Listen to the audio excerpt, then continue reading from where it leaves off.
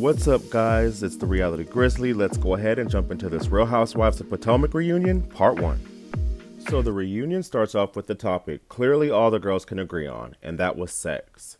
Sex talk, Robin and Mia swallowing, Karen and her wet dreams child. I definitely don't want to imagine any of the ladies active, if you know what I mean. So we get into the Juan and Robin cheating scandal that wasn't discussed last season. Yeah, we're going to talk about it today and hold you accountable, hun. Andy asked Robin if she still believes the allegations about Juan cheating with multiple women, after she expressed that she believed him in the past. She said she still believes in him and has no reason not to believe him after what he told her. Y'all already know I think Robin is super delulu, but she says Juan definitely supports her during filming. If you supported her filming, sir, wouldn't you be there to help fulfill her position and withstand the fire with her? But you failed to do that, so that doesn't sound like support to me. But anyways, Andy asked about Juan deleting his DMs, and she chops it up to him being super OCD about the storage space in his phone. Now, I am too when it comes to pictures and videos because I take a lot, but deleted messages with women seems very shady. I just wish they would have admitted to being in an open marriage, allegedly, because then all of this would have made sense. But it's too late. She's on her way out. She finishes by saying she doesn't have access to Juan's phone and he doesn't have access to hers. Baby, you might want to get that code. Candace brings out receipts that fell flat about how Robin was talking behind Giselle's back in the group message. They both laughed it off. Giselle was unbothered. I wasn't here for the oversized receipt. She could have presented that on the iPad. Then, of course, Candy Girl gets to crying and Giselle starts chanting fake tears and clapping her hands and laughing. I died. Giselle said, I am not doing this with you in those alligator tears, boo. So the question is posed, what will it take for Candace and Robin to move on? And Candace says she needs acknowledgement from Robin about the things she said. Doesn't seem like they'll ever move on, but it's okay. They're both gone now, so it's not our problem. Next, we get into Karen Huger, who admits to having more work done only in her face now that she's triple 20. And she really does look amazing head to toe. You got to give it to her. They talked about the pavement event, which seemed like a success. Mia even said it brought her and Jacqueline closer together. I thought it was a very important event. I'm glad they highlighted it, and hopefully it brought more awareness to sexual assault.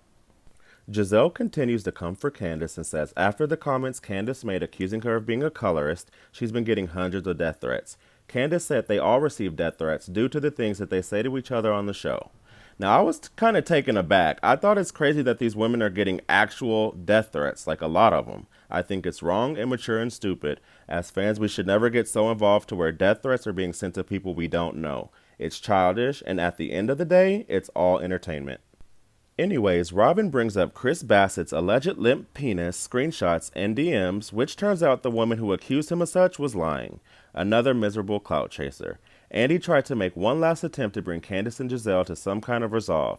Baby, your chances are better off finding a needle in a haystack. Candace has nothing for Giselle. Giselle wants nothing to do with Candace after the name she called her. And the majority of the women are trying to help by saying they didn't think it was sexual assault. Even asked NECA, who I didn't know was a lawyer, and Giselle says she is not apologizing for something she didn't say. I tend to believe in everyone doesn't have to be friends. Some humans just don't connect with other humans, and that's okay.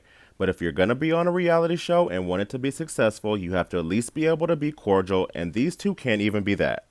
The reunion pauses for a lunch break. We see the super cringy FaceTime call between Mia and her new man, Ink. Mia makes it a thing that Ink has been blowing her up, worried about her, and she's like panicking to Gordon as if he cares about that man's feelings. Mia gets Ink on the call and she's instantly glowing all in Gordon's face, flirting, showing her body, blowing kisses all in front of Gordon. Super cringy, but not as awkward as Gordon and Ink's conversation. Ink was like, I see you're all black. WTF. It was so cringy. The whole love triangle of it all, but I will say Mia looked happy and alive when she talks to Ink. We've never seen that kind of spark with her and G. So the lunch break concludes and Mia is in the hot seat now. She says she's living in a penthouse in Washington, D.C., which is the smallest place she's ever lived in. I hope we get to see that next season because I'm nosy. She also says Gordon is living in Charlotte.